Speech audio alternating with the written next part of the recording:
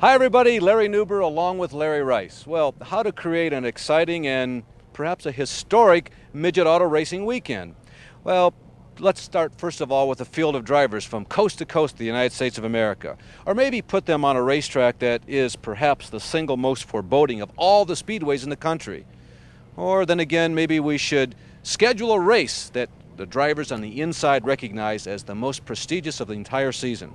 But Larry, come to think about it, all those elements are right here. We're right there right now, man. This place is the place to be in the summertime. This is the Belleville Nationals. The best cars in the country, the best drivers in the country, and certainly one of the fastest, nicest racetracks in the country, with a real big purse, too. Larry, you and I have attended thousands of races in our very young lives, but when you come here, the one factor that sticks out the most to me is this racetrack.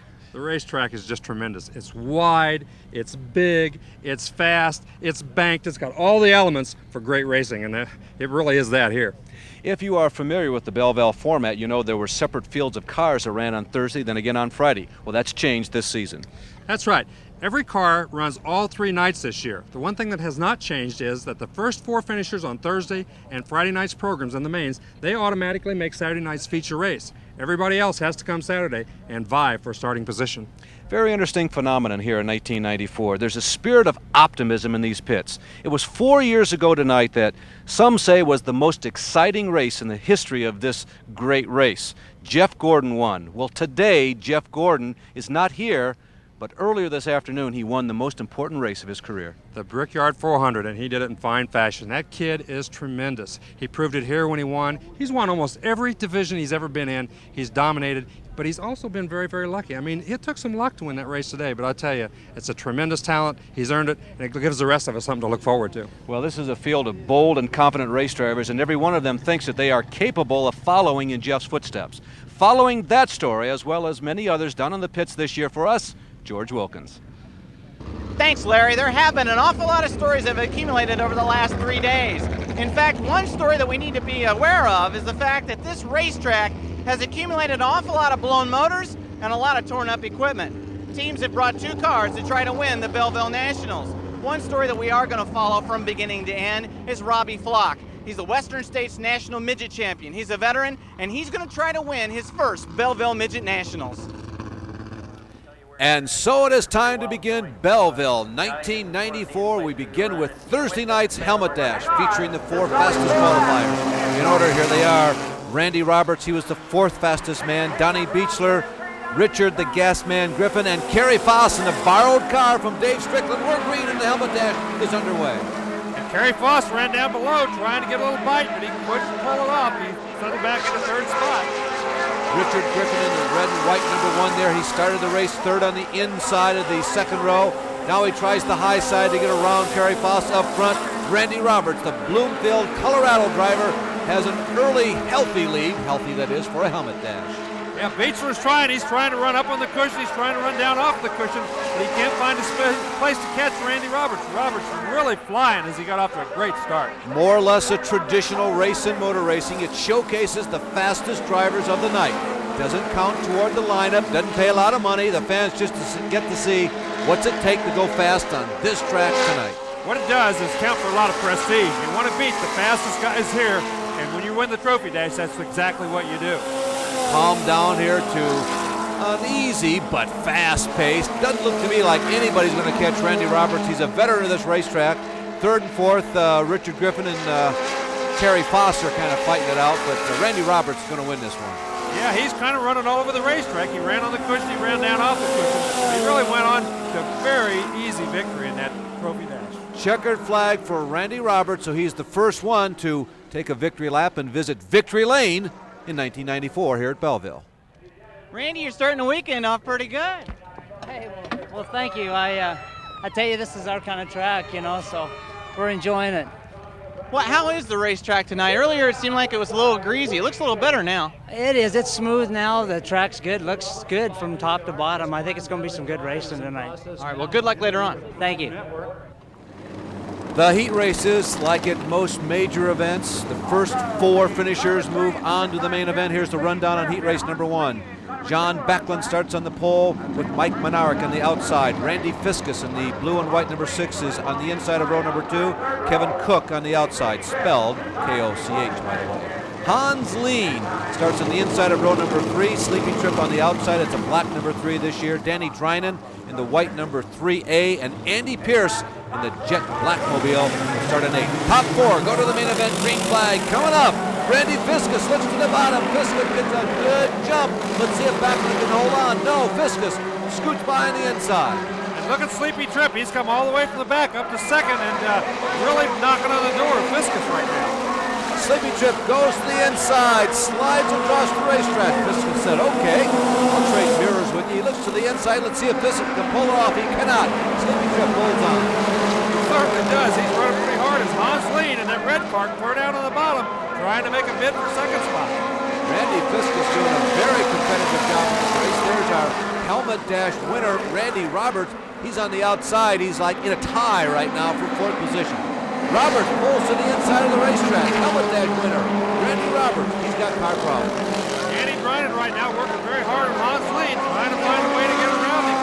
Drynan, notice, mostly for a pavement specialist, but seems to be running really fast here at Belleville. Drynan in one of the most evolutionary, some say revolutionary cars out there. Much of his own design is incorporated in this, and all of it is very original, but it is an engineering masterpiece. Sleepy Trip is kind of checked out on everybody. He's going to have a straightaway lead as we watch Danny Drynan trying to find a way to get around Hans Lean. Hans Lean gets a little bit sideways there, up into a little bit of wet dirt, but Drynan couldn't find a way around. At this point in the night, look at Drynan way down there in the bottom, and he does a slide job on Hansi. Hansi comes back, he passes him back. Drynan gets a bite on the outside, but Leans retakes that 4th position. Look at the way they're swapping back and forth. This racetrack, oh man, that was close. He almost took the racetrack along as well as the race car away from him in that time. There's Andy Pierce, the second black car in the race with the blue number splashed on the tail. That's Andy. He's standing back there watching space. He's got a great feel of it, hoping that perhaps they remove each other from this race. He'll get into the main. Well, I tell you, on this racetrack, I don't think you want to see any of that, because usually when you remove one guy, you remove more than one, because this racetrack is so fast, and the groove, even though it's a wide racetrack, is really pretty narrow. Randy Fiskus continues to run in the 2nd position. Fiskus doing a great job in the heat race here. This is heat race number 1. There is the current leader, Sleepy Trip, just to update you on him. Yeah, no problem. Just another day behind the controls at the office. He's running that Danny Lindage car from New Zealand. This is only the 3rd time he's run that car, and he seems to have it worked out very, very well. Drynan has found a little bit of horsepower here as Drynan goes to the high side.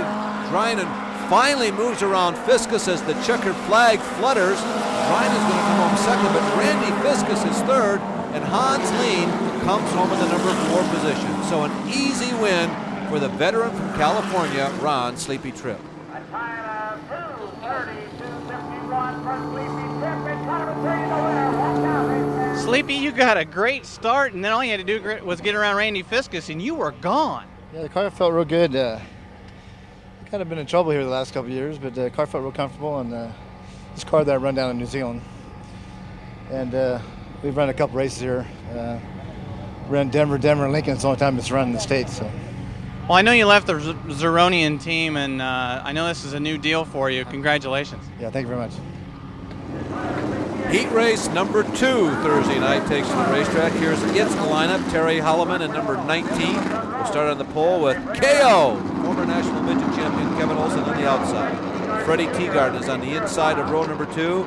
And John Heidenreich, the Flying Dutchman, or something like that they call him. He's on the outside of row number 2. John Sarna coming over from drag racing and Mickey Thompson off-road racing. He starts 5th. Keith Roush is 6th. Jerry Coons Jr. out of Arizona is 7th. Donnie Beechler is 8th. And Mark Stassen, car number 4S, will start 9th. And Kevin Olson jumps out into a nice lead, 3 or 4 car lengths into turn 1, as everybody else goes 3 and 4 abreast, trying to find a way up to the front. Tight racing out of corner number 2, corner number 3, that's Heidreich, he's right up there. Holloman in the black blue trim number 19. very tight contest for all the positions in heat race number 2 here. Boy, look at Heidenreich. He dives down underneath him as they go into turn 1, trying to find a way around, and he takes the lead.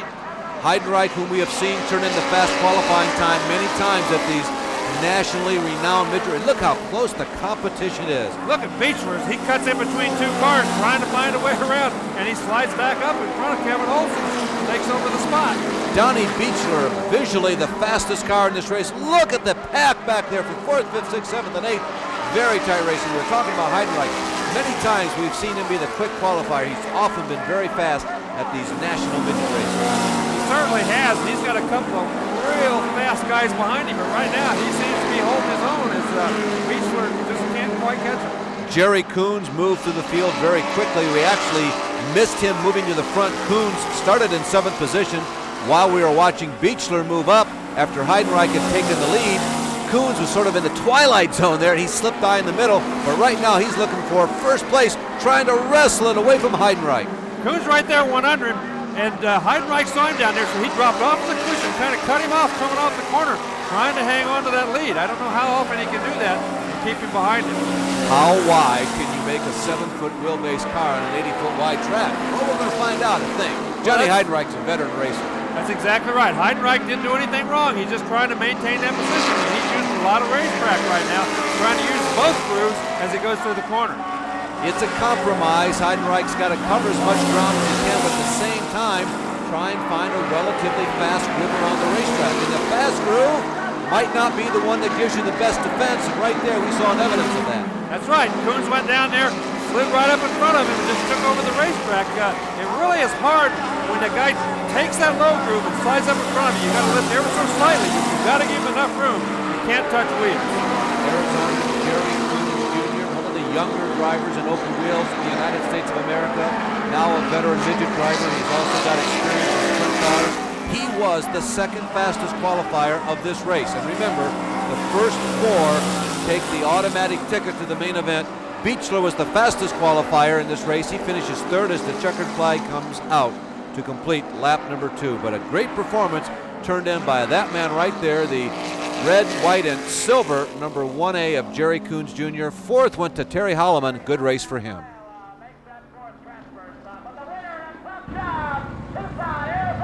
Jerry, nice job. Thank you. It looked like you were just kind of like biding your time and picking them off as they came along, and then, boy, did you make a move on him going into 1.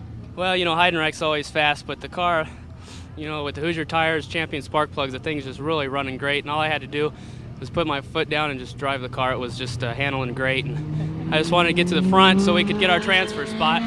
We did. Is the racetrack better now than it was when you went out to qualify? I think so. The cushion's real nice, and we made a couple changes to the car to make it feel a little better, and I think between us skating on the racetrack and the racetrack came to us, we're doing pretty good. Thank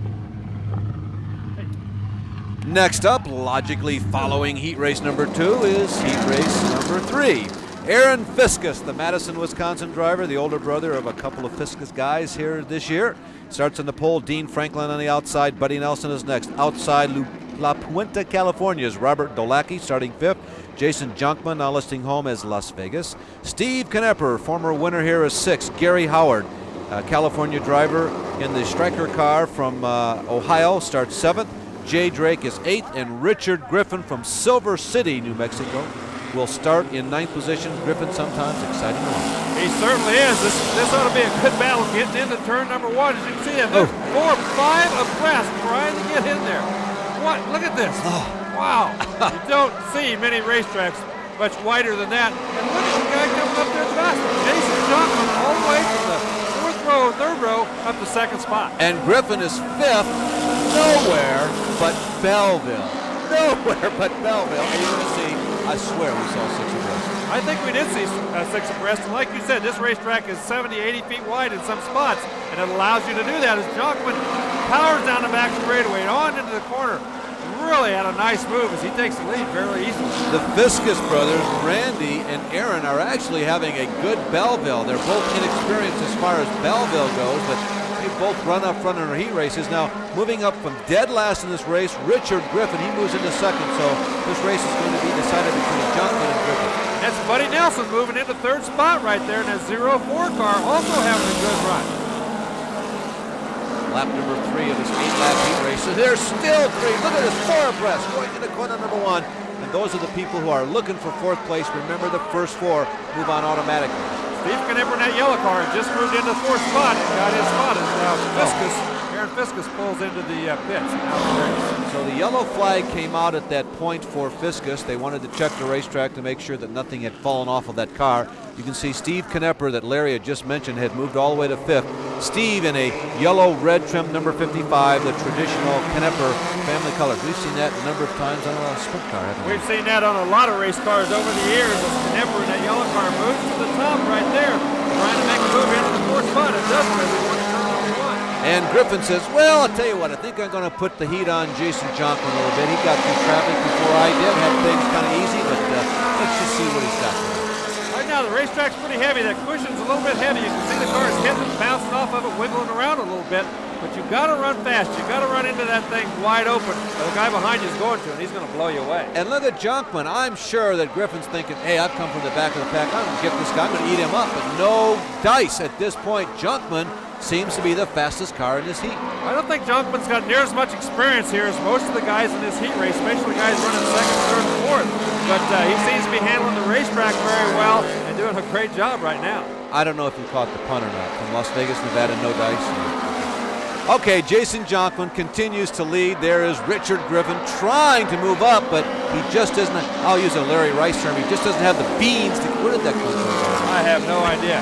Buddy Nelson running in 3rd spot, doing a nice job as he's holding back Knipper. Knipper usually extremely fast on this racetrack. Doesn't seem to be able to gain too much on him at this point. And Larry, you make a good point, because this is a tough heat. Gary Howard is in this heat, Jay Drake is in this heat, Robert Golacki is in this heat. None of them are slouches when it comes to midget racing. They're all pretty fast midget racers. All very fast midget racers, and this is a very fast midget track. So you put all those combinations together, it gives you a lot of excitement. But Jonquin, as you can see him right there, getting very sideways and then straightening up again when he bangs that cushion, but still running quickly down to the checkered flag. So Jason Jonquin holds off the veteran, now veteran, Richard Griffin. Seems like just a couple of years ago we were saying, who is this youngster who's going so fast on open wheels? Buddy Nelson was 3rd, Steve Knipper was 4th in car number 55, and Robert Golacki came home in 5th.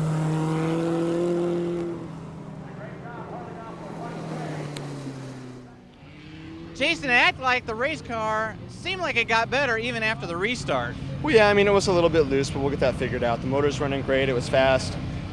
I'm having a good time, so can't complain. Well, for what it's worth, Richard Griffin was not catching you at all, and he was running 2nd. My dad let me know that he was behind me, but you can't let off. You just got to go.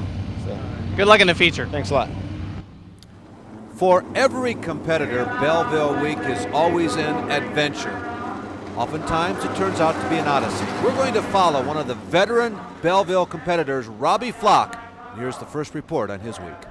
Well, I started in go-karts like about 74, and my mother and father separated, and my way of spending the weekends with my dad was started off at Disneyland. Magic Mountain, Lion Country Safari, and we ran out of things to do, or we went to the beach, and then no place to go one weekend, so we seen a little ad in the newspaper, and it said go-kart racing. You could run for 15 minutes. My dad had a Kirby vacuum repair shop, and a guy pulled up and he had a piece of wood on his front bumper.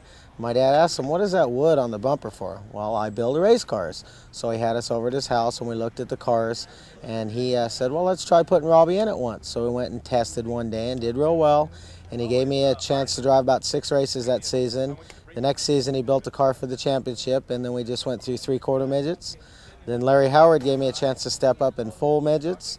I've had a lot of people say it's the best father-son relationship that you can find because you're both involved in it. And it just kept us together, so we were never apart. Before I was married, I was always married to my race car, and that was first, and I was able to jump in the car and go wherever I needed to go to race. Now I have my family. They're my backbone. They support me 110%. People, you need that. That's why I'm still able to race and race hard. I met Robbie in 1989 or 1990 at the Chili Bowl. We were friends before that for 3 or 4 years before that, just friends. And then in 1990, January, the Chili Bowl there, we got together and decided, I guess, that we really liked each other. And he went home to California, and a couple of weeks later I went out there, and a week later we got married, and in February of '95 will be 5 years. When we had our son, Robbie Charles, he was born on a race day, the exact due date. That was a tough day for me because he was taken cesarean, and that wasn't my best night on the racetrack, but it was the greatest day of my life. Belleville's kind of special to me because, you know, Robbie loves this place so much, and the people here are really nice and really great people, and really become a lot of friends with everybody, almost everybody in town. And then, not to mention that my family comes up from Oklahoma this time of year and sees us and sees the baby, because we only get to see him once a year, and that's here.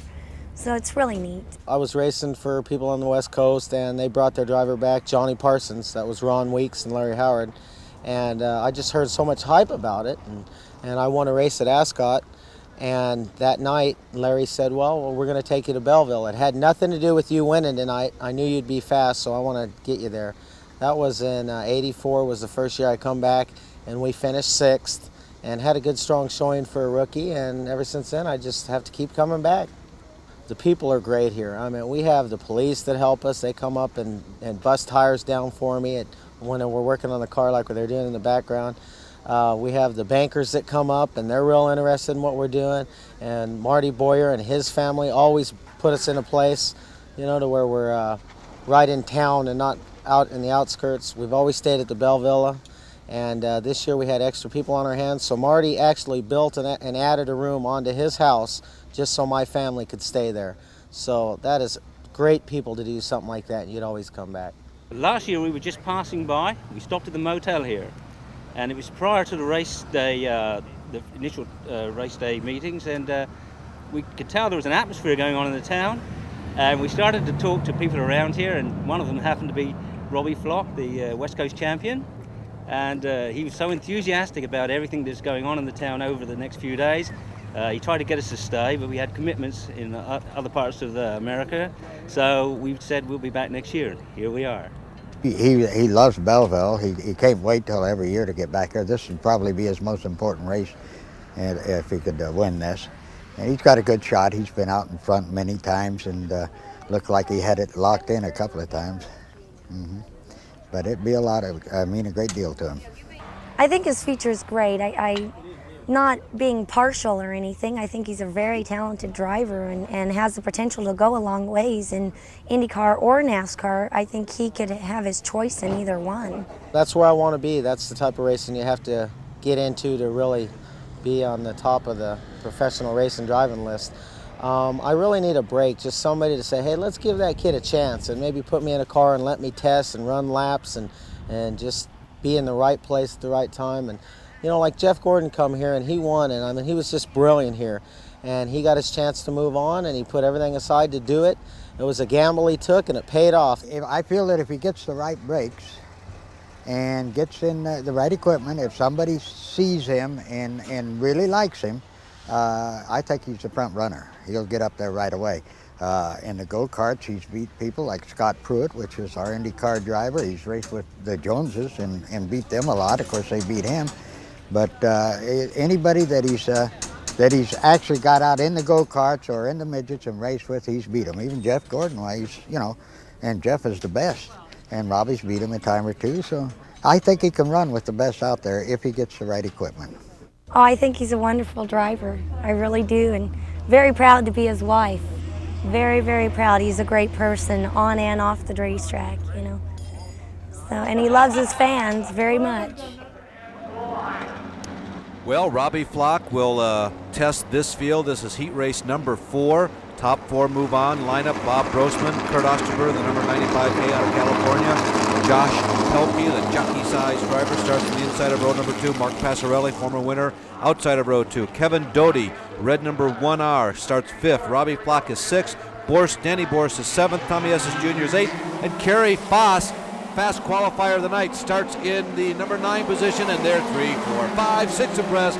Typical Belleville high bank start. Oh, look at this, Larry. So what is new? That's exactly right. They got in that corner. Somebody got a little squirrely right there in the middle of the pack. Everybody seemed to miss them, though, and they went on around, and look at that. Already, Tommy Estes right up to 5th spot. A near nearly disaster right there as Estes banged wheels with 2 or 3 other competitors. They went through corner number 4, but they all survived. Look at this. We see the same old thing over again. Oops, look at the 2 number 1 cars running side by side, one up in the cushion, one in the black. Again, almost got together. This racetrack's so wide, but you got to run so very close. Robbie Flock in a solid red number 1, symbolic of the Western States Championship, and Kevin Doty in the Rusty Kuhn's Mobile, number 1K officially, red and white. He's leading the race. Of course, Doty's been around this place for a long, long time. He's always been fast, but he's had a lot of tough luck, as well as Robbie Flock having a lot of tough luck here. But both guys, when they come here, they're on the button, they're on the gas all the time, as they are right here. These are 2 drivers that everybody who has visited Belleville in the past believes that someday will win this race. Kevin Doty out of Illinois, Robbie Flock, prime time, out of California. They're measuring each other here in heat race number 4. And again, remember, the first 4 cars will get the automatic ride, the automatic slide into tonight's main event. Seems like everybody's liking the cushion. The cushion's down away from the fence. Seems to be the fastest way around right now. But look at Doty. When he gets above that cushion, he got a little bit above it right there. Gave Flock a chance to close in, but not enough to get around. We're in the equivalent of corner number 3. We'll take you on a lap around Belleville. You come around corner number 4. Here's the tightest spot on the racetrack. The track actually breaks off. There's a straightaway there that's about 100 or 150 feet long. Then it's just a big circle around corner number 1, the equivalent of corner number 2. Here's the backstretch, but you're still turning left. It's nothing more than a big left turn. A little bit of a straightaway right there under the traffic light going into turn number 3, corner number 4, and there's that moment again, the only straight section of the racetrack right in front of the main grandstand. The only racetrack I've ever seen where they have to put numbers in the corners so they can tell which the drivers where they're at. So you have those numbers up. As we see Flock, he's really battling the race car. He's turning the wheel right and left, trying to keep that thing up on the cushion, gain a little momentum. He's getting within a couple of car lengths, but can't pull it off and run second. To Kevin Doty, and Larry, perhaps we saw a preview of the championship race on Saturday night. Both of these guys really like this racetrack, and they're both very fast here. Kevin Doty picking up the checker flag. Flock was second, Estes, and Danny Borst came home in 4th. Robbie made a run at you real early, and then you seemed to pull away from him. I had no idea where he was. I knew he made a run on me, and I was just running as hard as I could, just to make sure nobody didn't get by me. When you pulled in, you're acting like something might be wrong with the car. Nothing was wrong. I was just wanting to know what the RPMs of the motor and our tach, the batteries must have died on it, so we couldn't tell what the RPMs were. So we're just gonna have to, kind of play it on my judgment.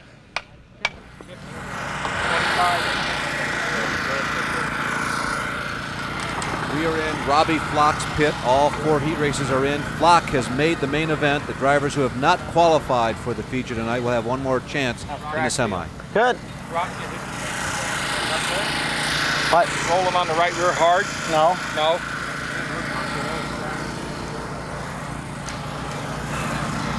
Just a little loose. If you'd have probably waited one more lap, you could have won that race. If you'd have waited just one more Instead lap. of charging down here? Yep. You couldn't have got him. Right. You just showed him. And that's Showed all him he needed. Right. You should have. Let's take another look at the start of heat race number 4, in which Flock just finished second. We'll watch Tommy Estes Jr. in the Zarunian number 67. He tries to find a hole amongst all those guys up in front of him. He's in between 2 cars behind another. It just got on the gas too hard. Gave him a bang. That gets close, because if you do that, you can blow a left front tire or bend the axle real easily. That was Bob Brosman, who had started this race in the pole that Estes had run into. Just action from 1 lap, the start of heat race number 4 on Thursday night at Belleville. Okay, the semi-feature or last chance race. These are the cars who have not made their way into tonight's feature race. This is Thursday night, and from the Thursday night main event, the first 4 cars automatically qualify for the championship race on Saturday. Lineup quickly: Foss in 62, Drake on the outside, car number 5. Andy Pierce, the black number 83, Gary Howard in number 8. Keith Roush in the red number 10, and John Sarna in the blue and orange number 20. Mark Passarelli and Kevin Cook. That's the 4th row. 5th row is Fred Teagarden and Kevin Olson. Josh Pelkey and Dean Franklin are side by side in row number 6. Kurt Osterberg, Bob Brosman are next, followed by Mike Menard, Mark Stassa, Aaron Fiskus, and John Backlund. Run into the first turn. It's Drake up on the cushion. Foss down on the bottom. Foss kind of slides up in front of him and takes the lead. Kerry Foss, known throughout this land as just an expert dirt track racer, although most of his exploits have really come on flat tracks. This bank track is something a little different, but he can drive dirt. He can probably handle it. That's exactly right. He learned at Ascot, of course, and he's a real master on the flat dirt tracks, but he seems to be adapting very well to the banks and the midgets as well, because he is normally a sprint car racer. Jay Drake, on the other hand, always been a midget racer and handling this place pretty well. Foss has had some success in the last couple of years in a sprint car in the United States Auto Club division, but as Larry pointed out, lots of experience. Oh, and the number 8 car almost getting out of control was Gary Howard. He's running the striker car out of Ohio. He's a driver who's in the car, sort of the designated driver of this year. They seem to have somebody different every year when they come to Belleville. You can see Jay Drake, he got up in that cushion. It's a very heavy cushion. You get up in that cushion, it really throws the race car out of whack, because once you get over it, it's real heavy dirt up in there, and it can really cost a lot of time. The cushion tonight is wet. This track was heavily watered because the promoters knew there were 3 days of racing coming up, and in certain points on the turns, we understand the cushion's 4 to 6 inches high, and if you bang that going too straight, you're going to be in deep trouble. Well, that's exactly right. You got to be careful running the cushion here at Belleville, because it is so fast. It is pretty far from the racetrack usually. As we take a look at Sarna down on the bottom, he's trying to find another way to get around Jay Drake, but he just can't quite do it. Interesting, John Sarna. That's Andy Pierce that he's working on. Sarna is not an experienced midget driver. He started out drag racing a few years ago. Actually, an old VW, if you can believe that he drag raced in. Then he moved on to the Mickey Thompson Off-Road Grand Prix, ran ATVs from 1987-89. Those are all terrain vehicles, not a device you watch at home. And then he decided to move to midgets this year. And Sarna is actually doing pretty well for having virtually no experience in these cars. He is doing very well, and he's running down off that cushion, down in the middle of the racetrack. There's a little bit of a wet spot. You see Jay Drake again up and over that cushion as he heads into turn 1. He bangs it pretty hard again. You can see his head move as he banged that cushion again. Drake is chasing Kerry Foss. The two of them started on the front row of this semi. First 4 cars. We move on to tonight's, which is Thursday, main event. And this is the last chance race. And Kerry Foss, who was incidentally the night's fastest qualifier, his time of 19.029 on a pretty heavy track, was the fastest of the 36-odd cars who attempted to qualify tonight here at Belleville. That car he's driving is Dave Strickland. Strickland hurt earlier in a go-kart this year. He can't drive it himself, so he got Kerry Foss to come in and stand in. White flag, 1 lap to go. Pretty good substitute. Yes, pretty good substitute is right. He's standing on the button and going forward. It doesn't look like anybody's going to catch him. Checkered flag will be coming up for the man with yet another racing family name. The Agajanian Foss cars used to race in Indianapolis, and Leonard Foss, you told me earlier, it's his grandfather. They've been involved in the sport a long time, and their grandchild, Kerry, is holding up the family tradition pretty good. He certainly is. He took that in fine fashion. Jay Drake second, John Sarna, Andy Pierce, and Gary Howard in top 5. Keith Roush, a disappointing 6th for him. Gary, last year you took a nasty tumble here, and it's really great to see you back. Yeah, it's nice to be back. We just got tripped up. You know, it's just one of those things, part of racing. It was probably the nastiest one of my career. I don't wish it upon anybody. But tonight we feel real good with a real good team. We're filling in for Dave Strickland tonight, who's injured. And these guys are really working hard, so hopefully we can pull it out tonight.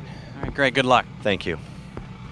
Lots of work going on in the pit area of Donnie Beechler, already qualified for the main event. That's Tracy Potter, hard at work. What's going on, Donnie? Donnie, you made a dash. You're in 3rd in the heat. You made a feature, but apparently you had problems. Yeah, Ralph Potter and his crew, they do a super job on this thing, and Lady Luck struck again on us, I guess. We took and washed the bearings out of the motor in the heat race. Car starts slowing down a little bit, and big track like this takes good stuff, keep them going, so you need all the luck you can get. Are you going to be back tomorrow night? Yeah, I don't know what we're going to do. We may run the other car. I don't know if Tony Stewart's going to come back. He's got the dirt car ride. We'll probably we got another motor. We'll take this motor out, switch motors, and go from there. We may just start from scratch Saturday and run the whole show there and try to make that. All right, well, best of luck tomorrow night. Thank you very much. Randy, you had fast time. You won the dash. What happened in the heat? No, I tell you, I've got to correct you. We didn't have the fast time, but we did win the dash, and we were good in the heat, and I tell you, we broke a valve in the motor. So we've got another motor. We're definitely going to make the motor change. This is what we shoot for all year, so we don't want to give up yet. So you're all done tonight, but you're going to get ready for tomorrow night. Yeah, we are done for the night. It's too bad. The racetrack is beautiful. It really is. But there's no way we can change it in time, so we're going to come back tomorrow night, and hopefully the weather, the racetrack will be the same, and we'll start all over again.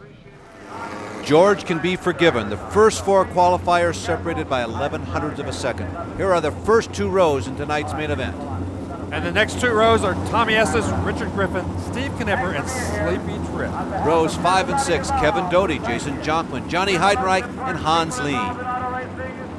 Down in row number 7, Buddy Nelson, Randy Fiskus, Terry Holloman, and Kerry Foss make up row number 8. And remember, Foss was our fastest qualifier, then Jay Drake, John Sarna, Andy Pierce, and Gary Howard. The last row, Keith Roush and Kevin Cook. They're both looking to get to the front. Now, the first 4 finishers in tonight's main event, this is Thursday, move on to the championship finals on Saturday. So 4th place is a premium in this preliminary main event, Belleville High Bank style. Here we go, 4, 5, 6 class, green flag, lots of traffic, charging at better than 100 miles an hour.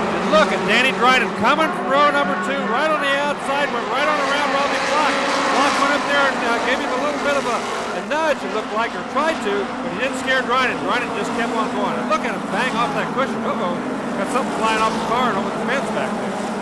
Danny Borst, you saw a close-up of him, the white number 11, the Wilkie racer out of the Milwaukee area. There was a rag or something was still on that car, but up front, we have got a contest for the lead. Robbie Flock, prime time, pressuring the double D, and boy, he is nudging him down the front stretch. He's giving him a push just like they do in NASCAR, man. He's riding his bumper, shoving him into turn 1, trying to make him go too fast. But Dryden's hanging on and doing a nice job. Robbie Flock, who has visited this place many times and shown the speed. Look how close they're running. They cannot be separated by anything but paper. Any kind of a mistake by either one of those guys when you're running that close at that kind of speed could really cause all kinds of trouble. But obviously Flock has a lot of confidence and Dryden knows what he's doing. But they get down here in 3 and 4. Watch Dryden. He runs in a little bit low. He runs up and bangs his cushion right there where it's real heavy. Got a little squirrely. He got better that time. Didn't hit it quite so hard. And therefore he pulled away from it just a little bit. Larry running that close, Flock jumps the cushion, loses a lot of valuable ground.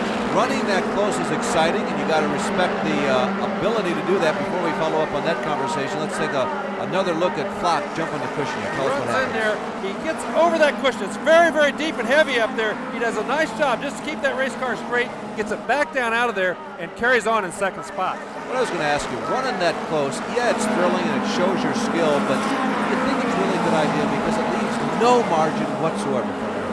Well, it doesn't leave any margin for error, but there are a lot of times in a race like this that's this fast that you don't have any choice. If you want to try to win, you've got to do things like that in order to get that little bit of an advantage. It's not comfortable sometimes, but it's the only way you're going to gain the advantage, and you got to do it. Rod sliding through turns 3 and 4. Tommy Estes Jr., one of the 2 Zeronian twin cars, entered here in the activities for this week. There is Sleepy Trip and Kevin Doty.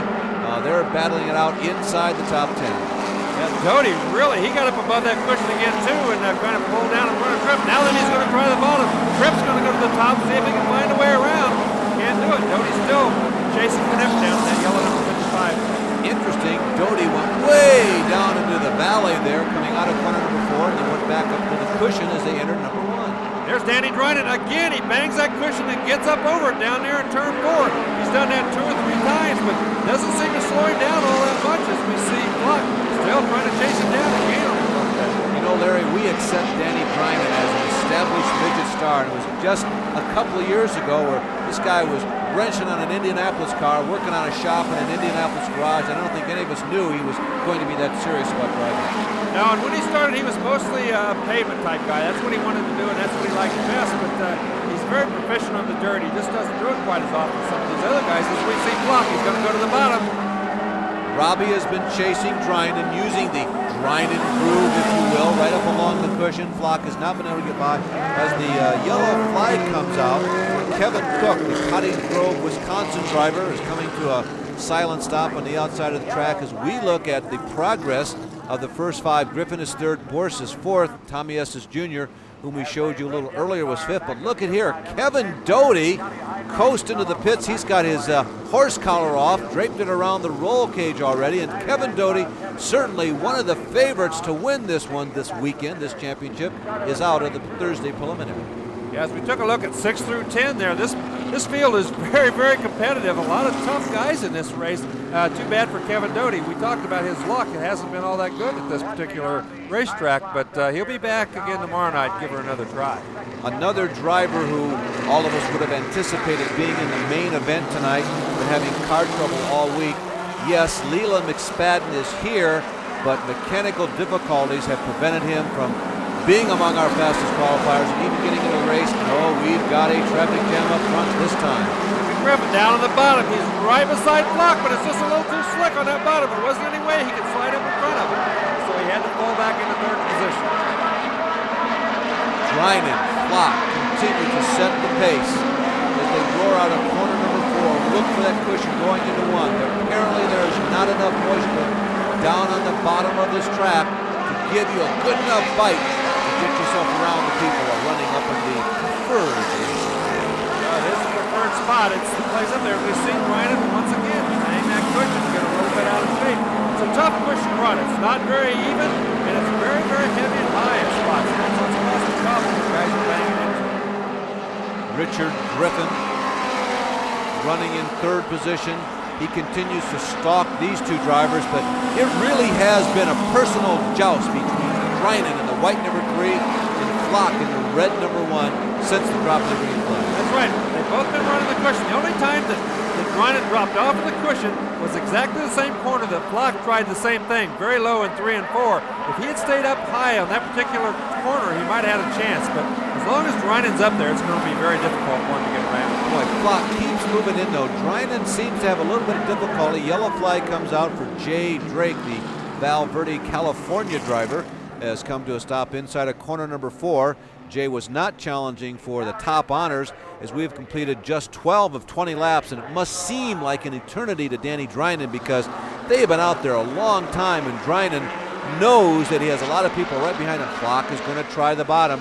Flock has been close enough to Drinan that Drinan, I'm sure, can feel and hear Nerf bars rubbing because Flock has been that close. Look at Griffin. Boy, those guys are really running out. Very Griffin close. almost got together with him right there. Flock went down low. He slid right up in front of Griffin, not giving Griffin much room. Really tight racing. And the groove has dried out considerably in the last 5 or 6 green flag laps. The cushion is still thick. Flock jumps over it, loses a tremendous amount of momentum going over that heavy cushion, but the groove itself has become one of the hard, slick tracks, as the race drivers like to call it. Well, the real problem is that it's so slick right below the groove. You got to just barely touch the cushion, but you can't run down below it very far because it's so slick down here. Oh, look at this. Flock has been over the cushion a couple of times, Larry. Now watch it the next time it goes by. He has picked up a lot of mud. The hubcap either was not in it, or if it was, it is now off. A lot of mud in the right rear of Robbie Flock. There's a vibration in that thing, so if we get another shot of it, watch it close. There goes Flock in the first red car going by. Yeah, you can see right there that tire jumping up and down. But as Griffin got over the cushion, Estes took advantage and went on around him. So now he's up in 3rd spot. He's really battling. You can see the vibration. Look at the car bouncing up and down. That wheel has got mud inside the hub. It's thrown it off balance, and it is affecting the entire rear end of Robbie Flock's car. Makes it very, very hard to drive and can even tear the drive shaft out of the race car if it gets bad enough. It looks very bad at this point. Great dice. I'll tell you, these guys are really going at it. This is the runner-up spot, 4 of them running, as the Saturday night announcers like to say, under a blanket. Under a blanket. Estes, Griffin, Flock, all 3 of those guys really battling each other. And here comes Coons right up in the middle of it. He's ready to dice with a whole bunch of them. Estes finally gets around Flock. Kind of anticipated that. Flock's car is definitely a wounded duck right now. Right now, there goes Coons to the inside of Robbie Flock. Robbie Flock's having a heck of a time just hanging on to that race car. You can't believe how hard it is to drive a race car when it's vibrating as badly as that race car is right there. And believe me, he can feel it all over his body, his hands and arms. He's hanging on for dear life just to keep that thing under control. You can imagine, another close call. Coons jumps the cushion. Moving to the inside is Griffin. They're side by side on the white flag. And now Coons almost gets in the fence, going to number 1. Flock tried to get back under him, but that car's shaking like it is. He can't hardly run off of that cushion. He's got to stay up there and just hang on. Checkered flag coming up for Danny Drynan, now living in Indianapolis, Indiana. Second going to Tommy Estes Jr. and the cars running third, fourth, and fifth were battling with themselves so much. Kind of made it easy on Danny Drynan. Here's the last lap. And look at this. Down to the bottom, forced him to go in there, bang up across that cushion, almost got into the fence. Coons did a nice job just to keep that thing under control and come home in 4th spot. Not easy to do at all. Those cars are going into that corner at better than 100 miles an hour, sliding on the edge of control. Here are the top 5 of the Thursday night main. Great job. It looked like a lot of people were making a lot of mistakes going into turn 1. And you weren't bobbling that much. How come? We got a remote adjustable shock from the cockpit, something that Corey Phillips, Advanced Racing, came up with, and I could dial it right into what I had. There's very few guys that have it. Tonight it made a difference. I'd love to thank my new sponsor we picked up last week, Indiana Western Express, a trucking company. I was done. I was going to have to quit racing, and they came to my rescue and brought us back to life. Well, congratulations. You're locked into the feature for Saturday night. Thank you very much. As we look at the 6th through 10th finishers, let's next also journey on down to the Robbie Flock pit, where he's having a conversation with Colonel Larry Howard's wife. What? Larry says that you didn't have a bleeder in there, that's why you broke the radius rod, and then he says you were really fast. Yeah, it was good, and then all of a sudden it just went in that corner and went sideways, and just like Fox did last year. Yeah. But I mean, I was right on the line. I don't know why it jumped the cushion. But he said you were really, really fast. And then, I mean, you were keeping the gas up. Tommy, late in the race, all of a sudden you made a storm to the front. Well, yeah, I guess that's what I was telling him, something to run over something, push the belly pan up, and I couldn't use the brake no more. So maybe that had something to do with it. I just started having to run in there wide open, bang the cushion, because if you wasn't on a gas, the front end would go away. So, and them guys made a few bobbles and let me get by, and you know, I'd like to start it behind Danny again, because we'd have made a good race. Car was working real nice. Well, you've driven at this racetrack many times. Do you think that's an advantage to you? Well, I don't know whether it is or not, you know, with the midgets, because I run sprint cars here 6 times, you know, and we've won all of them but one, and then we've run midgets here the last 3 years, had a 3rd and an 8th, and I like this racetrack. It just fits my driving style, you know, and George and Gary Zeronian, they give me a chance to drive a good car, and, you know, Keith Kuntz, he's a brother to Rusty Kuntz, you know, that Page won with last year. He's rich in a car, so all I got to do is sit in and drive. Well, I can tell you're looking forward to Saturday night. I'm pumped. I want to win this deal bad. Time for the next video chapter in this week's Robbie Flock story. Here's George. Robbie, you had a great run going there. Something must have gone away on the race car. No, everything was fine. I would be the fastest car, and every time a yellow would come out right when I try to position Danny, and it just was one of those deals. A yellow would keep coming out. So on the restarts, it'd take a couple laps to get momentum, and they would challenge me down low and push me hard, and then I kind of jumped the cushion down there and won. And it packed the right rear with mud, and it vibrated the car apart, so we just started going backwards. But the car was on a rail, it was super fast, and it's just too bad we kept getting those yellows, because if we wouldn't have got the yellows, we could have won the race. Well, it did seem like they were eating you up coming off the corner. Was the motor stumbling, or did you just maybe had the wrong gear? No, it felt real good. I was keeping momentum. It just take a couple laps to get going. And on the yellows, the oil light would come on, and it was running hot, so of course that got my head working in other ways. And you don't need little things like that going on to take your concentration away from the racetrack and the car. So that kind of threw me off, and then I jumped the cushion and took myself out. So just one of those deals, but the car worked great. Larry Howard come down, helped Chuck Kelly, my crew chief, dial it in, and it was on a rail. So we'll be back tomorrow and looking forward to have a good run. All right, well, good luck. Thank you very much. On a rail, Larry, but it turned out to be a side track because he only came home in 5th place, and he'll have to race Friday if he wants to be in the championship. He sure will, but he said one thing that I think is very important. Concentration is so much a part of this sport. A lot of people forget it. But when you've got things going wrong, wheels hopping around and engines getting hot, it takes away from the concentration that's so important that you have. Drivers from the Southwest dominate Thursday at Belleville as Jerry Coons, Richard Griffin, Tommy Estes Jr., and Dan Drynan move on to the championship final.